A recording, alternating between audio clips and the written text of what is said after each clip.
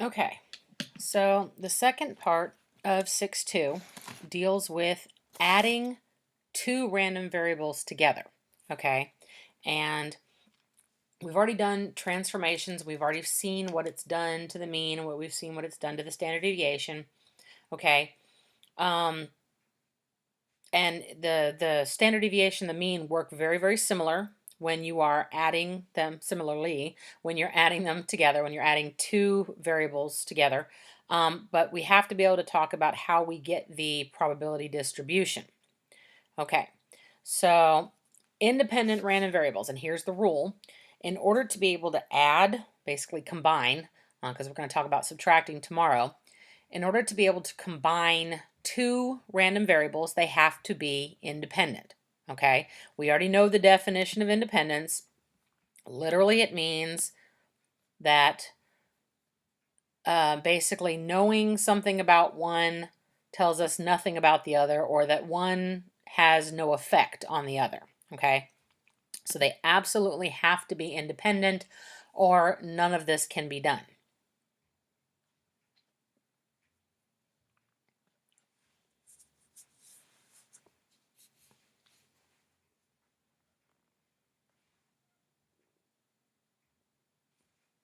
Okay, so we're going to start by combining two, and we're going to learn about the rules as far as how to determine the probabilities and also how to get the distribution and what happens basically to the mean and the standard deviation, because that at least gives us some shortcuts if all they want, when you're asked like an open response question, if all they want is the mean and the standard deviation, then we have that shortcut like we did on the transformations. Okay, it's a little bit long to do the probabilities, but we can get through this. So, okay, first big thing, must be independent. Okay, if they're not independent, then we cannot do anything because we cannot make probability calculations. Okay, think about when we were doing probability back in chapter 5. If things weren't independent, then we couldn't use the basic rules that we had, the addition and the multiplication rules, okay, unless they were independent. So otherwise, well, with the addition rule, it means we had actually had to subtract off the overlap. But they have to be independent, otherwise we can't do anything. Okay, so the good news is, if they are independent like we want them to be, we basically can combine them if we're talking about two things happening at the same time. We can add their mean. We can add, please remember that is the variance, not the standard deviation, or their range. So we can add, like if you add two distributions together, then their combined range is the total of the two ranges together. It's the same thing with their mean, same thing with their variance, okay, but not their standard deviations. Think about it, a standard deviation is a square root, okay? So if I have the square root of 4, right, that's 2. And if I have the square root of 9, that's 3. But that does not mean that the square root of, and please keep in mind we're putting the square roots together, that 4 plus 9 equals 5. It doesn't. Okay, so because those are square rooted, we cannot add them. We can, however, go back to the variance. We can basically undo the square root and then add them together, so that we will be doing that to get our standard deviations. But we cannot just add standard deviations together. Okay, so going back to the car dealership, I told you we're going to use car dealerships in a lot of the stuff we're doing in this section.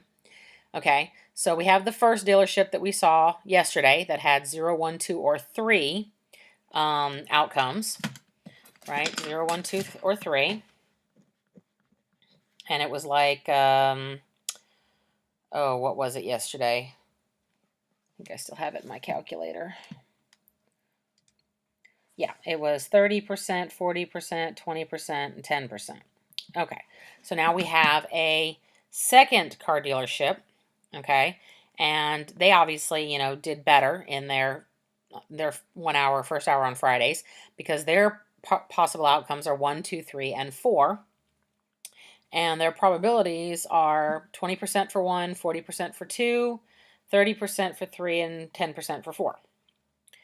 Okay, so if we just want their mean, okay, go ahead, put the data in the calculator and get your mean. I'll go ahead and put it in mine. 4, 20%, 40%, 30%, and 10%. Okay, same thing we did before, just put it in L1 and L2 and run one variable stats on it, making sure that you put your probability as your frequency list.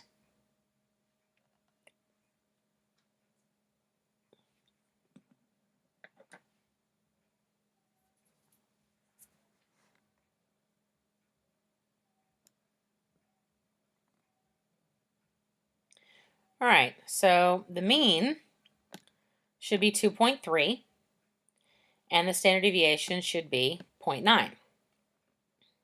Okay, and yesterday I think was like 1.1 and 0.093, I think. I'd actually have to go back and look.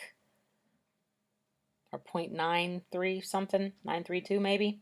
I'll have to go back and look. I don't think I put it in this one. Okay, so we're going to actually figure out the combination between the two dealers. Okay, if we go by the rule, right, the total mean, since I do remember yesterday's was 1.1 and this one's is 2.3, we can go ahead and just add them together. So between the two dealerships, they sell an average of 3.4 cars in the first hour on a random Friday. Okay, the range from yesterday between 3 and 0 is 4. And the range between this one, 4 to 1, is, or excuse me, 3 to 0 is 3. And the range between this one, 4 to 1, is 3. So we can actually add those together. And there's a reason why the range is 6. Okay, and we're going to do this on the next page where we actually start combining the two dealerships together. Because if we combine all possibles, well, the lowest amount that can be sold between the two dealerships is 0 plus 1. That would be 1, right? And the highest amount that can be sold between the two dealerships is 4 plus 3. 4 at one dealership, 3 at the other, and that would be 7. So the range actually is 6. Now, here's the fun part for the variances, okay? Since we cannot add standard deviations, we have to square them, right? 943, I was close. And today's is 0.9. We have to square both of them together, okay? We can add those. That actually does work. So their standard, or their variance, is 1.6992, okay? If I actually want their standard deviation, I have to square them first, add them together, and then take the square root at the end. Okay, so what is the square root of 1.6992? 1.3036. Yeah, if I round, nope, 35. Right, 1.6992. Oop, I made an oopsie. That should be 5. And you can tell that 1.303 is definitely not 0.9 plus 0.943, right? It is absolutely not the sum of their standard deviations. It doesn't work that way. Okay, so we're going to actually go through a practice one. You're going to need a clean sheet of paper. This is going to take probably most of the front of one piece of paper for you to do. And yes, you're going to have to take a picture of it and send it to me when you're finished. But we're actually going to show the combine. So grab a clean sheet of paper, please, and get ready.